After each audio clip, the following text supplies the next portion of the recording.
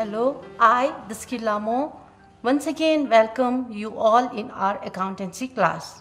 Today we will do the last chapter, that is the cash flow statement. So let's begin with it. Okay, what does it mean? What does it mean?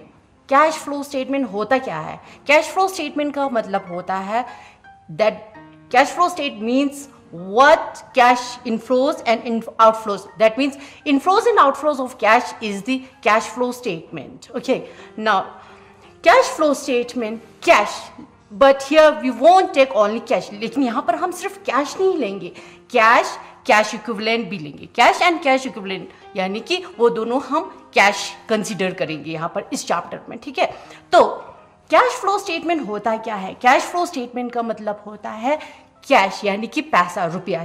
ठीक है, cash flow का मतलब हिंदी में बहाव होता है. ठीक है, यानी कि चेंज होता है. ठीक है, और स्टेटमेंट का मतलब होता है वह डॉक्यूमेंट जिसके थ्रू हमें इंफॉर्मेशन मिले. तो कैश फ्लो स्टेटमेंट क्या हुआ? कैश फ्लो स्टेटमेंट हुआ कैश एंड कैश इक्विवेलेंट जो भी चेंज होता है, जो हमें उससे इंफॉर्मेशन मिलता है, उस स्टेटमेंट को हम कैश फ्लो स्टेटमेंट कहते हैं. इस चैप्टर में हम कैश फ्लो स्टेटमेंट पढ़ेंगे, यानी कि कितना कैश इनफ्लो हुआ, कितना कैश आउटफ्लो हुआ. ठीक है, कैश इनफ्लो कैश आउटफ्लो चाहे पॉजिटिव हो चाहे नेगेटिव हो, हमें रिकॉर्ड करना है. वही हमारा मेन एम होता है कि कितना इनफ्लो हुआ है, कितना आउटफ्लो हुआ, चाहे पॉजिटिव हुआ हो चाहे नेगेटिव हुआ हो, हमें वो रिकॉर्ड करना होता है. वही हमारे कैश फ्लो स्टेटमेंट का मेन एम होता है. Okay, so cash flow statement जैसे कि 2018 में और 2019 यहाँ पर है 50,000 हमारा कैश और यहाँ पर है 70,000 हमारा कैश. हम ना 50,000 कैश लेंगे ना हम 70,000 कैश लेंगे, हम सिर्फ इन दोनों का डिफरेंस जो कि कितना है 20,000, ये हम कैश लेंगे, इसको हम ट्रेड करेंगे, ना कि 50,000 ना कि 70,000. यानी कि जो चेंज हुआ है वह हम कैश फ्लो स्टेटमेंट में कंसिडर करेंगे. ठीक है, उसी तरह से अगेन यहाँ पर 2080 में मेरे पास है 1,50,000 और 2019 में मेरे पास कैश हुआ 1,60,000. तो कितना चेंजेस इन दोनों में? 10,000. वो 10,000 हम यहाँ पर लेंगे, ना हम 1,50,000 लेंगे ना हम 1,60,000 लेंगे. इन दोनों का डिफरेंस जो कि 10,000 है वो हम कैश फ्लो स्टेटमेंट में लेंगे. ओके, तो कैश फ्लो स्टेटमेंट इसको कैलकुलेट करने के दो मेथड होते हैं. ठीक है, एक होता है डायरेक्ट मेथड, एक होता है इनडायरेक्ट मेथड.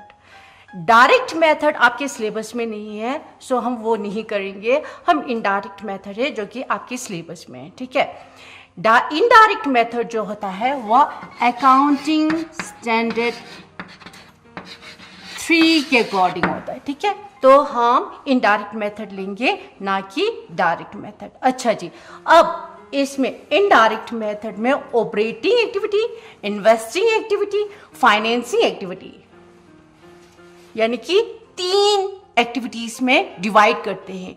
ऑपरेटिंग को हम रखेंगे A, इन्वेस्टिंग को हम रखेंगे B और फाइनेंसिंग को हम रखेंगे 3. फर्स्ट, सेकंड, थर्ड करके इन तीनों को हम डिस्ट्रीब्यूशन करेंगे. ठीक है, किसमें? इनडायरेक्ट मेथड में, जो कि आपके सिलेबस में है. फर्स्ट आएगा इनडायरेक्ट मेथड के अकॉर्डिंग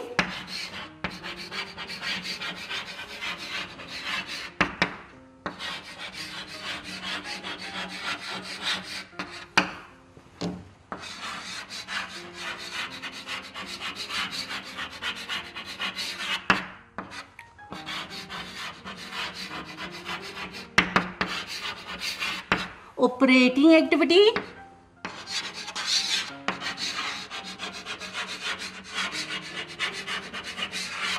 इन्वेस्टिंग एक्टिविटी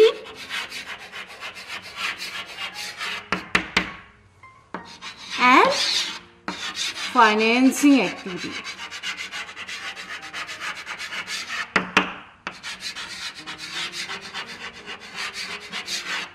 डन. अच्छा जी, अब हमें ये समझना होगा कि ऑपरेटिंग क्या होता है, इन्वेस्टिंग क्या होता है और फाइनेंसिंग क्या होता है. जब हम एक्टिविटीज़ में डिस्ट्रीब्यूट करते हैं किसको, जो कैश चेंज हुआ है, जो कैश जितना भी चेंज हुआ है, ठीक है, उसको हम डिस्ट्रीब्यूट करते हैं ऑपरेटिंग, इन्वेस्टिंग और फाइनेंसिंग। ऑपरेटिंग को हम ए नाम डालते हैं, इन्वेस्टिंग को हम बी नाम डालते हैं और फाइनेंसिंग को सी नाम डालते हैं, ठीक है। अच्छा जी, अब ऑपरेटिंग क्या होता है, चलो फॉर एग्जाम्पल मैंने एक बिजनेस करना है, ठीक है, मान लो मैंने एक बिजनेस करना, तो मुझे बिजनेस करने के लिए मुझे क्या चाहिए, मुझे रॉ मटेरियल चाहिए, मुझे परचेज करना है, सेल्स करना है, ठीक है, मुझे ऑफिस संभालना है, शोरूम संभालना है, ठीक है। तो वो सारे जो ऑपरेशनल है, जो मैनेजमेंट है, वह सारा हमारा ऑपरेटिंग एक्टिविटी में आएगा, यानी कि ऑपरेट करना, बिजनेस करना। जो मैं बिजनेस कर रही हूँ वो मैं क्यों कर रही हूँ, ऑब्वियसली मैं सोशल सर्विस के लिए तो नहीं कर रही हूँ, मैं बिजनेस कर रही हूँ प्रॉफिट कमाने के लिए। तो उस प्रॉफिट कमाने के लिए मुझे क्या करना होगा, मुझे सेल करना होगा, परचेज करना होगा, ठीक है, और ऑफिस संभालना होगा, शोरूम संभालना होगा, सबसे इंपॉर्टेंट बात मुझे मैन्युफैक्चर करना होगा, प्रोडक्शन करना होगा, वह सारा हमारा आएगा ऑपरेटिंग एक्टिविटी में। हो गया ऑपरेटिंग एक्टिविटी। ये उसके बाद है हमारा इन्वेस्टिंग एक्टिविटी। उसके बाद हमारा क्या है, उसके बाद है हमारा इन्वेस्टिंग एक्टिविटी। इन्वेस्टिंग क्या होता है, ऑब्वियसली इन्वेस्ट करना जब भी फिक्स्ड एसेट से रिलेटेड होता है, यानी कि किससे, फिक्स्ड एसेट से रिलेटेड होता है, वह सब कुछ इन्वेस्टिंग एक्टिविटी में आएगा। इन्वेस्ट करना, फिक्स्ड एसेट खरीदना, वह सब हमारा आएगा इन्वेस्टिंग एक्टिविटी, ठीक है।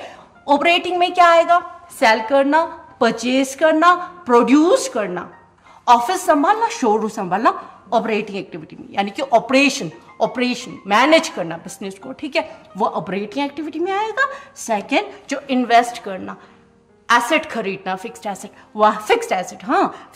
वह आएगा इन्वेस्टिंग एक्टिविटी। और लास्ट हमारा है that is financing activity. Finance क्या होता है, ऑब्वियसली फाइनेंस का मतलब पैसा, फाइनेंस का मतलब क्या हुआ, पैसा। तो सबसे पहले, सबसे जरूरी, जो कि लास्ट में है, हमें सबसे इंपॉर्टेंट है हमारे लिए फाइनेंस। जब तक हमारे पास फाइनेंस नहीं होगा तब तक हम बिजनेस नहीं कर पाएंगे, इसलिए हमें सबसे पहले हमें जरूरत होगा फाइनेंस का। अच्छा, मुझे बिजनेस बढ़ाना है तो मैं क्या करूंगी, मैं पैसा कहाँ से लाऊंगी, मैं शेयर्स बेचूंगी, मैं डिबेंचर्स बेचूंगी, मैं लोन लूंगी, उसके थ्रू मैं अपना फाइनेंस करूंगी, ठीक है। ये शेयर जो भी है, डिबेंचर्स जो भी है, जो भी फाइनेंस से रिलेटेड लोन, ये सब हमारा आएगा फाइनेंसिंग एक्टिविटी। समझ में आया, जिसको हम सी पार्ट लेंगे। तो हमारा यानी कि है तो ऑपरेटिंग फर्स्ट है, इन्वेस्टिंग सेकंड है, फाइनेंसिंग थर्ड है, लेकिन एक्चुअल में हमें सबसे पहले किस चीज की जरूरत होगी, फाइनेंसिंग की। तो करना तो हमें सीरियल वाइज ही है, फर्स्ट सेकंड थर्ड करके करना है, लेकिन हम उसको उल्टा समझेंगे तो आपको और भी आसानी होगी कि कैसे हमें कैश फ्लो स्टेटमेंट करना है। क्योंकि सबसे पहले हमारे लिए, जब भी हम बिजनेस करते हैं, हमारे लिए ज़रूरत होता है फाइनेंस की। जब तक हमारे पास फाइनेंस नहीं होगा हम कुछ भी नहीं कर पाएंगे, हम बिजनेस नहीं कर पाएंगे, ठीक है। बिजनेस में मेन होता है हमें फाइनेंस चाहिए। तो सबसे पहले हम फाइनेंस से समझेंगे, हमें सबसे पहले हमारे लिए ज़रूरत है फाइनेंस। अगर हमारे पास फाइनेंस होगा तब हम क्या करेंगे, फाइनेंस से हम क्या खरीदेंगे, एसेट खरीदेंगे, प्लांट खरीदेंगे, मशीनरी खरीदेंगे, उस फाइनेंस को हम इन्वेस्ट करेंगे, जिसके कारण हमारे पास प्लांट, मशीनरी, बिल्डिंग आएगा, और उस प्लांट से हम फिर प्रोडक्शन करेंगे, जो कि हमारा फर्स्ट स्टेज है ऑपरेटिंग। ठीक है, समझ में आया आप लोगों को, ऑपरेटिंग क्या होता है, इन्वेस्टिंग क्या होता है, फाइनेंसिंग क्या होता है। फिर से बोल रही हूँ, फाइनेंसिंग पैसा, ठीक है, सबसे पहले बिजनेस के लिए पैसा, फाइनेंस की जरूरत होगी। उसके बाद उस पैसे को, उस फाइनेंस को क्या करेंगे हम, एसेट्स खरीदेंगे, that is investment. So investing related जितने भी एसेट्स से रिलेटेड वह इसमें, जितने भी फाइनेंस, शेयर्स, डिबेंचर्स, लोन से रिलेटेड वह इसमें जाएगा, जितने भी एसेट से रिलेटेड होगा, इन्वेस्टमेंट से रिलेटेड होगा वह इसमें जाएगा, ऑपरेटिंग एक्टिविटी में जितने भी ऑपरेशनल से रिलेटेड होगा, और यहाँ पर करंट एसेट, करंट लायबिलिटीज यानी वर्किंग कैपिटल भी इसी में आएगा ऑपरेटिंग एक्टिविटी। अच्छा जी, अब क्या हुआ, फिर से एक बार फिर से मैं वो समझा रही हूँ, कैश फ्लो स्टेटमेंट, ठीक है। कैश फ्लो स्टेटमेंट में क्या आता है, सिर्फ हम यहाँ पर कैश नहीं लेंगे, सिर्फ पैसा ही नहीं लेंगे, कैश एंड कैश इक्विवेलेंट लेंगे, जो कि मैंने पहले बताया। इक्विवेलेंट मतलब कैश जिसको हम कैश की तरह ले सकते हैं, जैसे कि बैंक का जो बैलेंस होता है, जो बैंक में पैसा होता है, जो बैंक में कैश होता है, उसको भी हम कैश की तरह ट्रीटमेंट कर सकते हैं, ठीक है। तो यहाँ पर हम कैश, बैंक, मार्केटेबल सिक्योरिटीज, आजकल तो ऑनलाइन चलता है सब कुछ, तो हमें शेयर्स खरीदना होगा तो हम ऑनलाइन 48 आवर्स के अंदर हम उसको पेमेंट भी कर सकते हैं, ठीक है। तो हम यहाँ पर सिर्फ कैश ही नहीं लेंगे, cash, bank and marketable securities, ये तीनों हम यहाँ पर लेंगे, यानी कि एज अ कैश हम ट्रीट करेंगे, ठीक है। कैश एंड कैश इक्विवेलेंट इसको कहेंगे, ठीक है। और यहाँ पर जो फाइनल रिजल्ट आएगा, फाइनल रिजल्ट कहाँ से, फर्स्ट ए हमारा क्या था, ऑपरेटिंग एक्टिविटी, बी हमारा क्या था, इन्वेस्टिंग एक्टिविटी, और सी हमारा क्या था, फाइनेंसिंग एक्टिविटी। इन तीनों को मिलाकर जो हमारा फाइनल रिजल्ट होगा, एक्चुअली में वो फाइनल रिजल्ट हमारे पास ऑलरेडी है। कैसे, वो हमारे क्वेश्चन में ही, क्वेश्चन में हमें opening balance of cash, opening balance of cash और कैश एंड कैश इक्विवेलेंट जो भी होगा, ठीक है, कैश ही मान लो यहाँ पर, ठीक है, कैश ही ले लो। Opening balance of cash, closing balance of cash, इन दोनों का जो भी डिफरेंस आएगा वही हमारा फाइनल रिजल्ट होगा। तो ये हमारे पास ऑलरेडी होगा, ये हमें क्वेश्चन में भी दिया होगा, बैलेंस शीट में ये हमें क्वेश्चन में मेंशन किया होगा, ओपनिंग बैलेंस ऑफ कैश और क्लोजिंग बैलेंस ऑफ कैश, इन दोनों का जो डिफरेंस होगा वही हमारा आंसर होगा। लेकिन हमें ये जो आंसर हमारे पास आया है, हमें ये पता करना है ये जो आंसर है ऑपरेटिंग से आया है क्या, इन्वेस्टिंग से आया है क्या, फाइनेंसिंग से आया। अगर आया है तो ऑपरेटिंग से कितना आया है, इन्वेस्टिंग से कितना आया है और फाइनेंसिंग से कितना आया है, वो हमें पता करना होगा, वही हमारा कैश फ्लो स्टेटमेंट है, ठीक है। ओके, अच्छा, अब हम क्या कर रहे थे, कैश फ्लो स्टेटमेंट, ठीक है। आप लोगों को कैश फ्लो स्टेटमेंट का मतलब समझ में आ गया अच्छे से, ठीक है। अब हम करेंगे उसका फॉर्मेट किसके अकॉर्डिंग, अकाउंटिंग स्टैंडर्ड 3 के अकॉर्डिंग, यानी कि इनडायरेक्ट मेथड के अकॉर्डिंग, जो कि आपके सिलेबस में है, उसके अकॉर्डिंग हम अकाउंटिंग स्टैंडर्ड 3 के अकॉर्डिंग हम कैश फ्लो स्टेटमेंट का फॉर्मेट करेंगे, ठीक है। अच्छा जी, कैश फ्लो स्टेटमेंट में मैंने 3 चीज़ें बताई थी आपको, क्या क्या बताई थी, cash flow from operating activity, cash flow from investing activity and cash flow from financing activity. सबसे पहले हमारा ए पार्ट आएगा, जिसको हम कहेंगे cash flow from operating activity, ठीक है। तो cash flow from operating activity का फॉर्मेट इस तरह से होगा, सबसे पहले हम पार्टिकुलर्स लेंगे, क्या लेंगे, सबसे पहले पार्टिकुलर्स, उसके बाद रुपीस, उसके बाद और एक रुपीस। ये जो रुपीस है, इसमें जो 50 तरह के चेंजेस आए हैं वो इसमें आएगा, और जो फाइनल रिजल्ट है वो इस रुपीस में आएगा, ठीक है। तो कितना कॉलम बन रहा है, 3 column, first particulars, second rupees और थर्ड फाइनल रिजल्ट वाला, ठीक है। अच्छा जी, first A, cash flow from operating activity, यानी कि जितने भी डे टू डे एक्टिविटीज में, यानी कि डे टू डे एक्टिविटीज में जितने भी हमारे एक्सपेंसेस होते हैं वो इसमें आएगा। फिर से बोल रही हूँ, cash flow from operating activity, operate यानी कि जितने भी डे टू डे एक्टिविटीज में हमारे एक्सपेंसेस होगा वह सब कुछ ऑपरेटिंग एक्टिविटी में आएगा, ठीक है। ओके, सबसे पहला पार्ट हम क्या लेंगे, cash flow from operating activity में net profit before interest and tax. सबसे पहले नेट प्रॉफिट लेंगे, जो कि बैलेंस शीट में यानी कि हमारे क्वेश्चंस में ऑलरेडी दिया हुआ होगा। ये कैश फ्लो स्टेटमेंट कुछ भी मुश्किल नहीं है, कुछ भी प्रॉब्लम नहीं है, कुछ भी टफ नहीं है, क्योंकि हमें क्या करना, जस्ट वहाँ से उठा के यहाँ डालना। लेकिन हमें ये याद रखना होगा कि कौन सा ऑपरेटिंग में है, कौन सा इन्वेस्टिंग में है और कौन सा फाइनेंसिंग में है, सिर्फ यही ध्यान रखना होगा, ठीक है। अच्छा जी, सबसे पहले हमें क्या लिखना होगा, net profit before interest and tax, tax और इंटरेस्ट से पहले, सबसे पहले हम ये लिखेंगे, ठीक है, नेट प्रॉफिट। उसके बाद जितने भी हमारे नॉन ऑपरेटिंग एक्सपेंसेस होगा वह सब हम ऐड करेंगे। अच्छा जी, नॉन ऑपरेटिंग एक्सपेंसेस क्या होता है, नॉन ऑपरेटिंग एक्सपेंसेस वह होता है जो हमारे बिजनेस का रेगुलर एक्सपेंसेस नहीं होता है। क्या? नॉन ऑपरेटिंग एक्सपेंसेस वो एक्सपेंसेस होते हैं जो हमारे बिजनेस का रेगुलर एक्सपेंसेस नहीं होता है। एक्सपेंस हो जाता है लेकिन हमारा रेगुलर, हमेशा हम वो एक्सपेंसेस नहीं करते हैं, ठीक है। जो रेगुलर एक्सपेंसेस नहीं होता है वह सब हम यहाँ पर ऐड करेंगे। क्यों करेंगे? क्योंकि जब हमने प्रॉफिट एंड लॉस अकाउंट बनाया था तब हम सारे एक्सपेंसेस को हम क्या करते आए हैं, माइनस करते हुए आए हैं।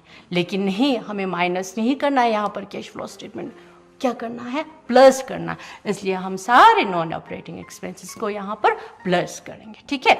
सबसे फर्स्ट नेट प्रॉफिट के बाद हमारा नॉन ऑपरेटिंग एक्सपेंसेस आता है गुडविल रिटर्न ऑफ। गुडविल, कोई भी बिजनेस गुडविल नहीं बेचता है। अगर वह गुडविल बेचेगा तो क्या उससे प्रॉफिट आएगा? नहीं। उसका बिजनेस चलेगा? नहीं। लेकिन हाँ, गुडविल राइट ऑफ हो जाता है, इसलिए फर्स्ट आएगा गुडविल रिटर्न ऑफ, ठीक है। और second, preliminary expenses right of. What is preliminary expenses? Preliminary expenses वह होता है जो जब हमने बिजनेस किया था, यानी कि स्टार्टिंग में जितने भी हमारे एक्सपेंसेस होते हैं, जितने भी हमारे खर्चे होते हैं स्टार्टिंग में, ठीक है। जैसे कि हमें बहुत सारी फॉर्मेलिटीज़ कंप्लीट करनी होती है स्टार्टिंग में, लीगल फॉर्मेलिटीज़ कंप्लीट करनी होती है, डॉक्यूमेंट्स करने होते हैं। इन फ्यूचर हमें वह नहीं करना होता, जब हमारा बिजनेस स्टैब्लिश्ड हो जाता है तब वह नहीं करना होता है, लेकिन स्टार्टिंग में हमें ये सब करना होता है। तो वो सारा एक्सपेंसेस हमारा होता है प्रिलिमिनरी एक्सपेंसेस, ठीक है। तो वो प्रिलिमिनरी एक्सपेंसेस राइट ऑफ यहाँ पर हम ऐड करेंगे, ठीक है। First, second, third, depreciation. जब एसेट का वैल्यू घट जाता है उसको हम डेप्रिसिएशन कहते हैं। तो हमारा यहाँ पर डेप्रिसिएशन आ गया, ठीक है। उसके बाद मैंने बताया रेगुलर एक्सपेंसेस नहीं, ठीक है। फिर से बीच बीच में आपको याद दिला रही हूं असल में नॉन ऑपरेटिंग एक्सपेंसेस क्या होता। अच्छा जी, उसके बाद है loss on sale of fixed asset. अच्छा जी, मेरे पास एसेट पड़ा था फिक्स्ड एसेट, ठीक है। मेरे पास प्लांट पड़ा था फिक्स्ड एसेट, ठीक है। मैंने वह बेच दिया। मैंने वो खरीदा था, मान लो 70,000 का खरीदा, मैंने उसको बेच दिया 40,000 में। मुझे कितने का लॉस हुआ? 30,000 में। एक्चुअल में मुझे वो 70,000 मिलना चाहिए लेकिन मुझे 40,000 मिला है। मेरा वो रेगुलर बिजनेस नहीं है। मेरे पास एसेट पड़ा था, मैंने बेच दिया, लेकिन मुझे 70,000 मिलना था, मुझे कितना मिला? 30,000 का मुझे कम मिला, 30,000 मुझे लॉस हुआ। तो उसको हम कहेंगे loss on sale of fixed asset, ठीक है। मेरा रेगुलर बिजनेस नहीं है। मेरे पास प्लांट एक्स्ट्रा पड़ा था, मैंने बेच दिया। मशीनरी एक्स्ट्रा पड़ा था, मैंने बेच दिया, लेकिन जितना मुझे पैसा मिलना चाहिए उतना मुझे पैसा नहीं मिला, इसलिए वह मेरा क्या हुआ? लॉस, ठीक है। ओके, तो ये भी हमारा यहाँ पर आया, किस में आया? नॉन ऑपरेटिंग एक्सपेंसेस में ऐड होगा, ठीक है। उसके बाद है अंडरराइटर कमीशन। जितने भी हमें जब हम शेयर्स बेचते हैं, डिबेंचर्स बेचते हैं, तब हम उनको क्या देते हैं? कमीशन देते हैं। तो यह हमारा आया अंडरराइटर कमीशन, ठीक है। उसके बाद आया discount on issue of debenture. और एक बात, जो डिस्काउंट होता है वो शेयर्स पर नहीं देते हैं, वो डिबेंचर पर देते हैं। तो ये आएगा discount on issue of debenture. तो ये सारे हमारे हैं non operating expenses. That means वो एक्सपेंसेस जो हमारे बिजनेस के, यानी कि जो हमारे रेगुलर एक्सपेंसेस नहीं है, वह सब यहाँ पर ऐड हो जाएगा, जो कि हमने प्रॉफिट एंड लॉस में, ये जो कि हमने वहां पर हमने क्या किया था? माइनस किया था, लेकिन वो यहाँ पर प्लस होगा, ठीक है। ओके, उसके बाद ये सारा लिखने के बाद, यानी कि एक्सपेंसेस करने के बाद इनकम आएगा। हाँ, अब जिस तरह से हमारा एक्सपेंसेस होता है उसी तरह से हमारा इनकम हो। जिस तरह से हमने एक्सपेंसेस को यहाँ पर प्लस किया, यहाँ पर हम माइनस करेंगे। क्यों? क्योंकि इनकम्स को हमने वहां पर प्लस किया था, यहाँ पर हम माइनस करेंगे। ओके, अच्छा जी, फर्स्ट है profit on sale of fixed asset. जैसे कि मैंने बताया loss on sale of fixed asset. मेरे पास एसेट पड़ा था, मैंने बेच दिया, मेरा पैसा कम हुआ। उसी तरह से मेरे पास एसेट पड़ा था, मैंने बेच दिया, जितना मुझे मिलना चाहिए था उससे मुझे ज्यादा मिला, उससे मुझे प्रॉफिट ज्यादा हुआ, तो वह हमारा यहाँ पर आएगा, उसको हम माइनस करेंगे, ठीक है। Profit on sale of fixed asset, उसको हम क्या करेंगे? माइनस करेंगे, ठीक है। उसी तरह से मुझे कमीशन मिल गया, ठीक है। मैंने कुछ काम किया, उस पर मुझे किसी ने कमीशन दे दिया, ठीक है, वो हमारा यहाँ पर आएगा। क्यों? ये भी हमारा नॉन ऑपरेटिंग इनकम से, क्योंकि ये तो मेरा रेगुलर बिजनेस है नहीं, तो यहाँ पर आएगा, लेकिन ये होगा माइनस डिस्काउंट। मुझे किसी चीज पे, किसी प्रोडक्ट पर डिस्काउंट मिला, वो भी यहाँ पर आएगा। ये भी मेरा नॉन ऑपरेटिंग इनकम से, लेकिन ये सब होगा यहाँ पर माइनस। क्यों? क्योंकि वहां पर हमने प्लस किया था। अच्छा, फिर से एक बार, जो कैश फ्लो स्टेटमेंट का 3 part, operating activity, investing activity, financing activity. Investing activity और फाइनेंसिंग एक्टिविटी आसान है थोड़ा, इससे ये नहीं बोल रही हूँ कि मैं ऑपरेटिंग एक्टिविटी टफ है, लेकिन हाँ, ऑपरेटिंग एक्टिविटी से थोड़ा सा इन्वेस्टिंग एक्टिविटी और फाइनेंसिंग एक्टिविटी ईजी है, इसलिए ऑपरेटिंग एक्टिविटी को फिर से मैं बताने की, समझाने की कोशिश करूँगा अगेन। हाँ, जितने भी एक्सपेंसेस होगा नेट प्रॉफिट के बाद इसमें डाला जाएगा। जितने भी एक्सपेंसेस होगा नेट प्रॉफिट के बाद इसमें डाला जाएगा। जितने भी इनकम्स होगा नेट प्रॉफिट के बाद, कौन से इनकम, कौन से एक्सपेंसेस, नॉन ऑपरेटिंग, जो कि रेगुलर एक्सपेंसेस और रेगुलर इनकम नहीं है, वह सब इसमें डाला जाएगा।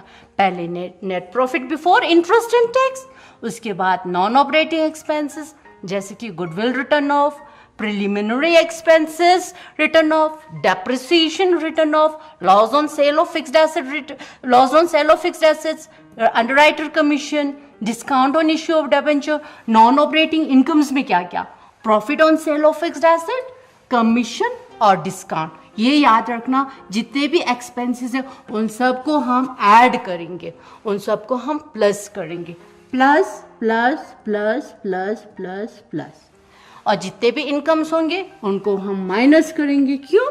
क्योंकि हम ऑलरेडी इसको प्लस कर चुके हैं, यहाँ पर हम माइनस करें। ये हुआ, क्या हुआ? Cash flow from operating activities. इसका जो भी आंसर आएगा उसको हम लिखेंगे प्रॉफिट फ्रॉम ऑपरेशन। ठीक है।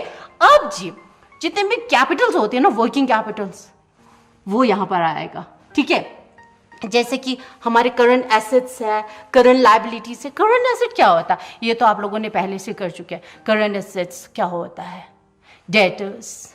लायबिलिटीज क्या होता है? Creditors, bill receivable, bill payable, ये सब होता है करंट एसेट्स, करंट लायबिलिटीज। ठीक है। तो वो करंट एसेट, करंट लायबिलिटीज यहाँ पर आएगा। और एक बात, वर्किंग कैपिटल और करंट एसेट का रिलेशन पॉजिटिव होता है, यानी कि अगर वर्किंग कैपिटल इंक्रीज होगा तो करंट एसेट भी इंक्रीज होगा, वर्किंग कैपिटल डिक्रीज होगा तो करंट एसेट भी डिक्रीज होगा। लेकिन लायबिलिटीज का ऐसा नहीं होता, ऑपोजिट रिलेशन होता है। देखिए आप लोग क्या होता है, जैसे कि इंक्रीज इन करंट एसेट, ठीक है, decrease in current asset. Increase in current asset जब भी होगा हम माइनस करेंगे। क्यों? फॉर एग्जाम्पल, मैंने स्टॉक खरीदा, तो मेरे पास क्या आया? मेरे पास स्टॉक आया, लेकिन क्या गया? कैश गया ना, तो क्या हुआ? कैश कम हो गया तो माइनस हो गया। ठीक है। उसी तरह से अगर मैं कैश स्टॉक को बेचूंगी तो स्टॉक गया और अंदर क्या आया? अंदर कैश आया, तो उसको प्लस करूंगी। इस तरह से जब स्टॉक जाता है तब कैश आता है, जब कैश आता है तब स्टॉक जाता है। ठीक है। इस तरह से लायबिलिटीज का होगा। अगर लायबिलिटी इंक्रीज होगा तो कैश भी इंक्रीज होगा। कैसे? जैसे कि फॉर एग्जांपल, मैं लोन लूंगी तो क्या होगा? लोन लेने से क्या होगा? अगर लोन लूंगी तो पैसा भी आएगा और लायबिलिटी बढ़ेगा। ठीक है। लायबिलिटी बढ़ेगा, पैसा मैंने लोन लिया, पैसा आया, लायबिलिटी भी बढ़ा, जिसके कारण यह प्लस होगा। क्या? क्योंकि कैश प्लस हुआ ना, कैश आया ना, इसलिए। उसी तरह से लायबिलिटी कम होगा तो कैश भी कम होगा। ठीक है। Cash generated from operating activity, जो भी आंसर आएगा उसको हम लिखेंगे cash generated from operating activity. अच्छा जी, अब ये हमारा बिजनेस हुआ, ऑपरेट किया।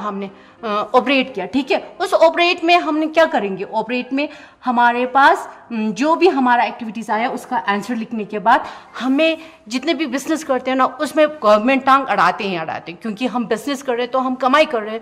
एट द एंड हमें जितने भी हमने कमाया, जितने भी हमारा प्रॉफिट, जितना भी हमने इनकम किया, उसमें से हमें टैक्स देना होता है। ठीक है। हमें गवर्नमेंट को टैक्स देना होगा, वहाँ हम इसमें से माइनस करेंगे। फिर से एसेट जो भी होगा वह माइनस होगा अगर इंक्रीज होगा, अगर एसेट डिक्रीज होगा तो प्लस होगा, क्योंकि हमारे पास पैसा आ रहा है, इंक्रीज होने से पैसा जा रहा है, और लायबिलिटी इंक्रीज होने से क्या होगा, प्लस होगा, पैसा आएगा, लाइबिलिटी भी इंक्रीज होगा, और डिक्रीज लाइबिलिटी होने से पैसा भी जाएगा और लाइबिलिटी भी जाएगा, ठीक है, इस माइनस हो गया। उसके बाद हमने टैक्स पे किया और जो भी आंसर आया वह यहाँ पर हम आउटसाइडर पे यानी कि फाइनल रिजल्ट में उसका हम आंसर करेंगे।